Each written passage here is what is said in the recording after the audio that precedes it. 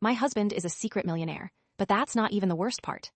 I literally just threw up in my kitchen sink, and my hands are shaking so hard, I can barely type this. I'm a 28-year-old woman. My husband, who is 32, has always been the struggling creative type. He tells everyone he's a freelance technical writer. Since we got married 3 years ago, I've carried us financially. I work double shifts as an ER nurse to cover our $2,200 rent in Chicago. My husband contributes maybe $500 a month. On a good month. Last week, I sat on the floor crying. My car needed a $1,200 transmission fix, and we didn't have it. He just hugged me and said, "We'll figure it out, babe. Money isn't everything." Well, today he went to the gym. He left his iPad unlocked on the couch.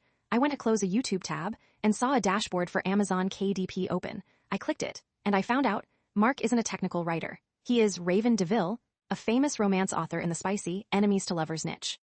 I checked the reports. In the last 12 months alone, he has netted $240,000, $200, $40,000. While I'm scrubbing trauma off Scrubs for minimum wage, he's sitting on $250,000. But that's not even the worst part. I started reading his latest draft. It's titled The Nurse's Burden Asterisk.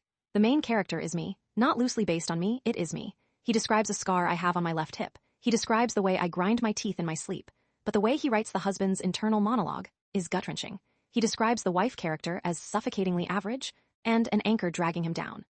In the final chapter of the draft, the husband character drains their joint account. He buys a one-way ticket to Italy and leaves a note saying, "Thanks for the material." I dug through his gym bag when he got home 20 minutes ago. He was in the shower. I found a receipt for a storage unit I didn't know existed and a brochure for a villa rental in Tuscany. He's in the kitchen right now making pasta. He's humming, asking me how my shift was. Do I confront him about the money and admit I snooped?